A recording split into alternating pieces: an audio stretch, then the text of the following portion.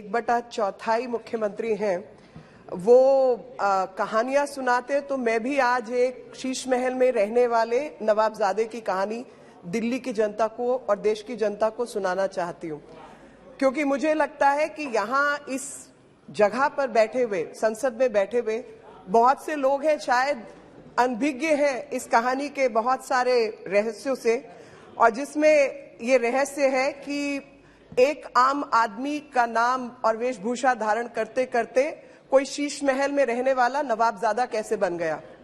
और वही कहानी इस बिल के मूल में है। और वो कहानी है कि एक व्यक्ति जो खड़ा होकर कहता है कि मैं गाड़ी नहीं लूंगा, बंगला नहीं लूंगा, ये नहीं लूंगा, वो नहीं लूंगा, 53 करोड़ का घोटाला करके शीश महल खड़ा करता है दिल्ली के उस क्षेत्र में जहां पर आप ईंट नहीं लगा सकते। 6000 करोड़ से ऊपर का बजट है, 6000 करोड़ से ऊपर का बजट है, 6000 करोड़ से ऊपर का बजट दिल्ली के फ्लड डिपार्टमेंट का है। उसकी मीटिंग जब 21 तारीख को रखी जाती है तो ये नवाबजादे वहां पहुंचते नहीं, कहते हैं मैं और राजनीतिक गतिविधियों में राजस्थान में उपस्थित हूं, तो आप इसको बढ़ाइए। उसकी तारीख 23 की जाती है, 23 को भी ये वहां पर नहीं पहुंचते, फिर उसको बढ़ाकर 26 या 30 की जाती है और उसमें कहा जाता है कि मेरे जगह पर, मेरे बिहाफ पर आतिशी मरलेना इसको अटेंड करेंगी। आतिशी मरलेना जो दूसरी मंत्री हैं वो भी नहीं पहुंचती 30 तारीख को, और उस तारीख को बढ़ाकर 6 तारीख को कर दिया जाता है जब दिल्ली के अंदर कम पानी छोड़ने पर बाढ़ आ जाती है। 2 साल से दिल्ली फ्लड कंट्रोल डिपार्टमेंट की मीटिंग ही नहीं हुई, और जब 3 लाख क्यूसेक के आसपास पानी छोड़ा गया, दिल्ली में बाढ़ आ गई, 8-8 लाख क्यूसेक पानी दिल्ली में छोड़ा गया, तब बाढ़ नहीं आई। ये बात मैंने इसलिए शुरू की कि आज जब यहां बैठे हुए लोग जिक्र करते हैं दिल्ली का, तो वो भूल जाते हैं कि दिल्ली राज्य नहीं है।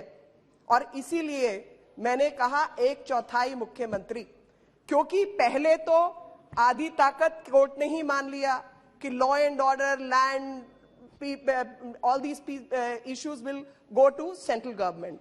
ले दे के एक विषय बचा था जिसके ऊपर सारा झगड़ा है, सारा मामला फंसा सर्विसेज के ऊपर। और जब सर्विसेज की बात आई तो सर्विसेज क्यों आवश्यक हुई। मेरे से पूर्व में बोलने वाले मेरे अन्य दल के मित्रों ने कहा कि इंटरप्रिटेशन का अधिकार सिर्फ और सिर्फ सुप्रीम कोर्ट को है। अब अगर हम सब मानते हैं कि इंटरप्रिटेशन का अधिकार सुप्रीम कोर्ट को है, तो सुप्रीम कोर्ट ने ही अपने निर्णय में तय किया है कि दिल्ली जो है वो यूनियन टेरिटरी का अधिकार रखती है, वो स्टेट नहीं है। और यूनियन टेरिटरी चाहे दिल्ली हो या पौंडीचेरी हो, सेंटर का उसमें अधिकार है। और जब विल ऑफ द पीपल की बात आती है तो प्रेसिडेंट ऑफ इंडिया से बड़ा तो विल ऑफ द पीपल कोई और रिप्रेजेंट नहीं करता। प्रधानमंत्री से बड़ी विल तो एक शहर का मुख्यमंत्री रिप्रेजेंट नहीं करता, जहां पर 7 सांसदों को चुनकर भी इसी दिल्ली की जनता ने भेजा है। तो जब ऐसी ऐसी मुश्किलें आती हैं दिल्ली में, मैं कोविड याद दिलाना चाहती हूं या बैठे हुए सब लोगों को, पूरे देश की रिक्वायरमेंट कोविड से पहले ऑक्सीजन की 972 मेट्रिक टन थी, पूरे देश की, जो लिक्विड ऑक्सीजन की, लिक्विड मेडिकल ऑक्सीजन चाहिए होती थी, एलएमओ की। कोविड आया, भाई साहब ने एक तो अस्पताल नहीं बनाया, किसी की कोई मदद नहीं की, भोजन की व्यवस्था नहीं की, कोई काम नहीं किया। और ले देकर, क्योंकि दिल्ली कैपिटल सिटी है, पूरा देश और अंतरराष्ट्रीय व्यवस्थाओं की निगाह यहां लगी रहती है, तो केंद्र सरकार को कूदना ही पड़ेगा। आप कैसे कह सकते हैं कि भाई सांसद काम नहीं करेंगे? सांसद बेचारे इंटरवीन नहीं कर सकते, लेकिन उनके ऊपर रिस्पॉन्सिबिलिटी निश्चित की जाती है। जब रिस्पॉन्सिबिलिटी निश्चित की जाती है तो केंद्र सरकार ने सुप्रीम कोर्ट में कहा कि भाई 972 मेट्रिक टन दिल्ली के लिए बहुत अधिक है, हम इतनी सिर्फ दिल्ली को नहीं दे सकते, पूर्वोत्तर के राज्यों से जहां पर आयरन एंड स्टील मैन्युफैक्चरिंग होती है, वहां से ऑक्सीजन को काट करके लाना दिल्ली। और आप अंदाजा लगाइए कि केंद्र सरकार ने क्या कुछ नहीं किया।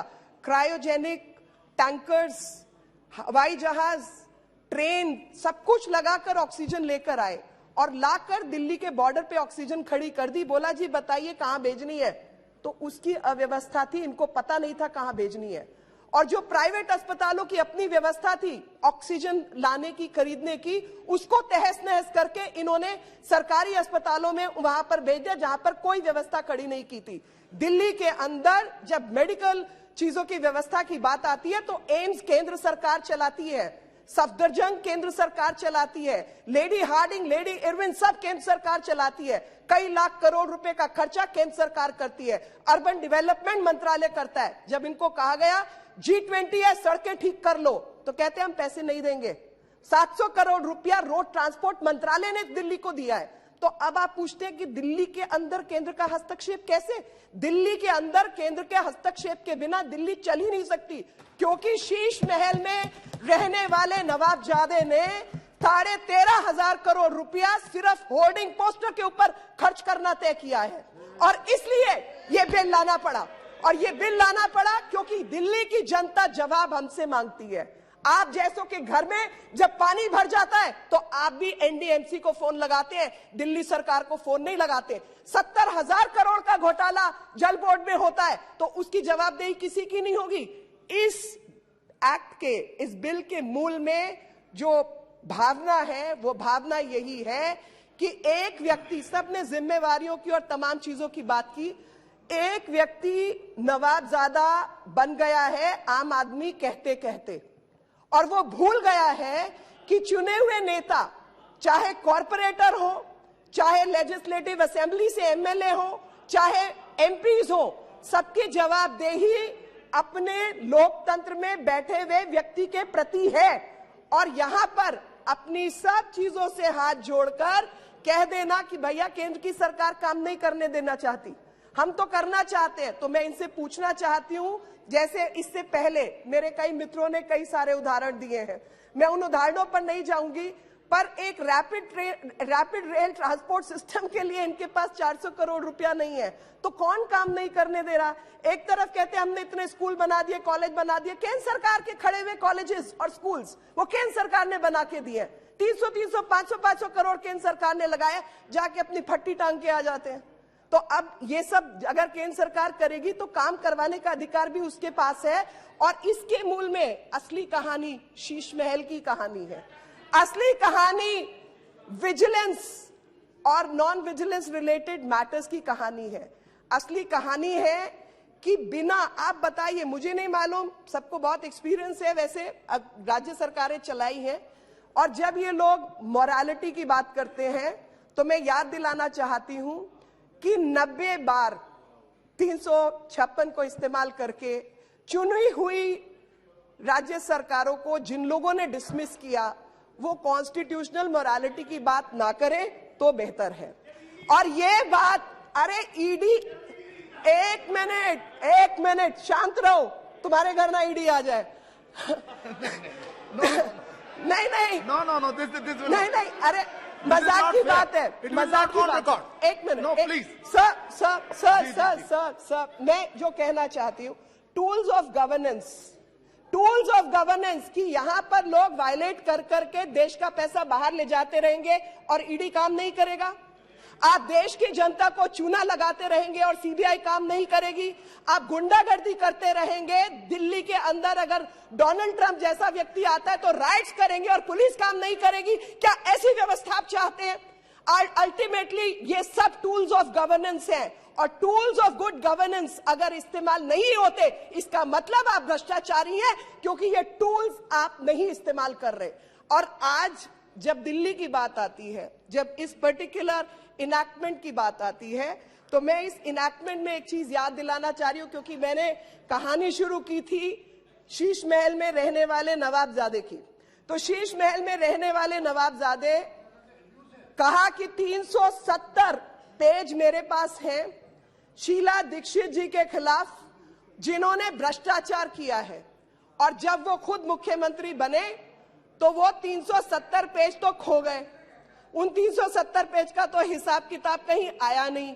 और आज विडंबना देखिए,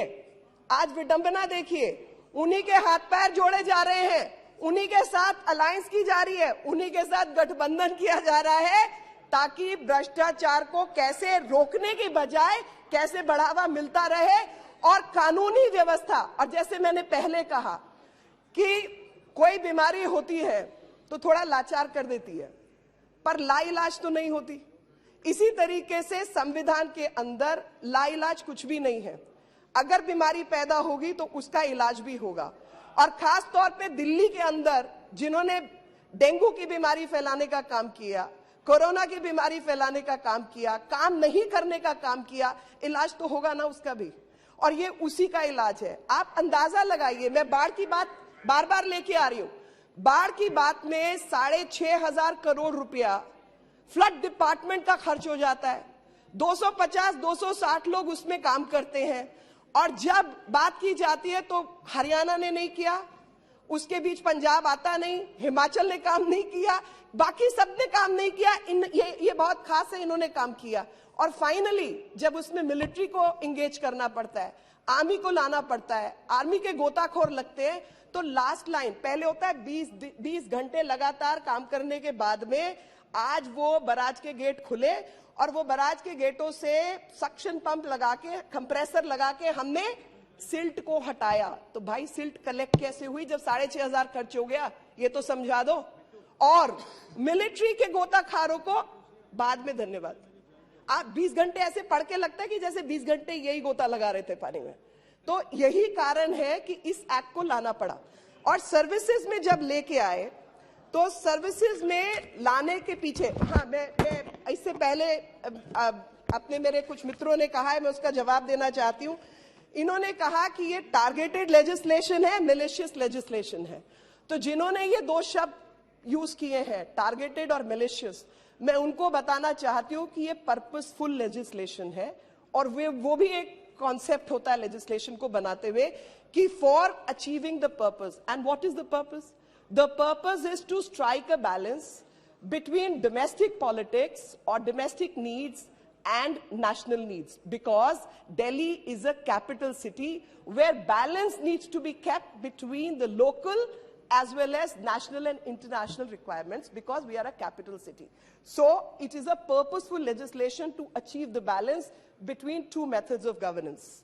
The second aspect has been that throughout there have been misstatements by lawyers, by practicing lawyers, by repeatedly saying that India is a federal structure, federal structure, federal structure.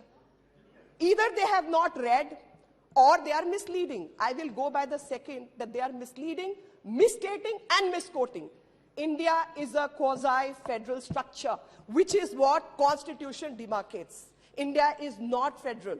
The center will always have a primacy. Otherwise, to govern a complicated state as complicated as India is, as diverse as India is, will not be possible. That's why the Parliament of India, the central government of India, has been given the primacy even in the Constitution. And this Parliament has every business, every right to correct the wrong and bring the right law. The next thing, concept of states will be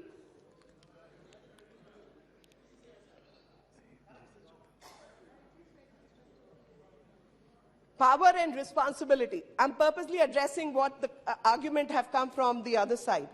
So power and responsibility. I would say if a person, by whichever method, has come to power and becomes irresponsible, will the parliament, I'm so sure, will of the people, we have also seen ballots being rigged.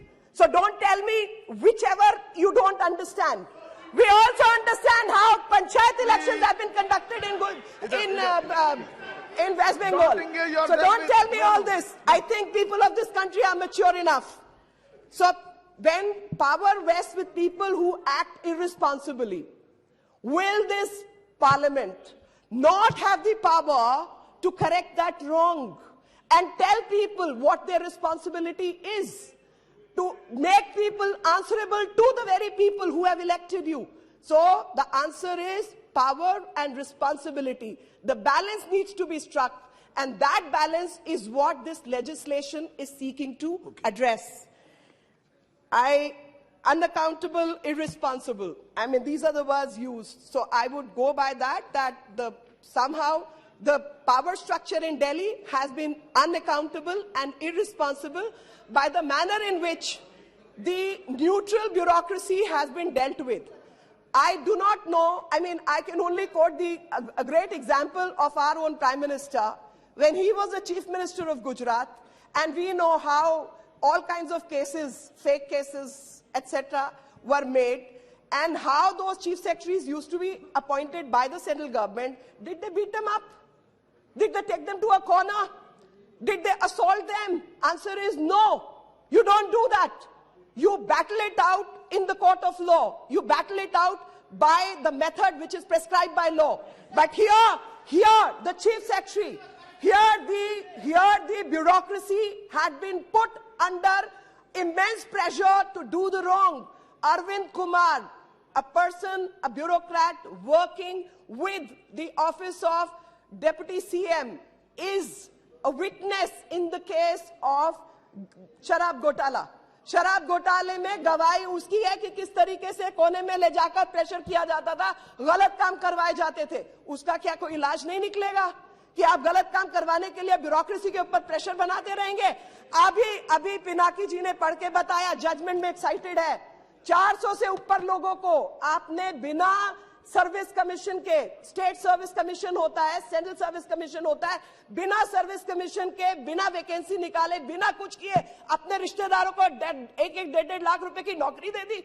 बाकी लोग क्या करेंगे जी? इस देश में इतने लोग बैठे हैं जिनको नौकरियां चाहिए, काम चाहिए. आप अपनी मर्जी से सरकार चलाएंगे?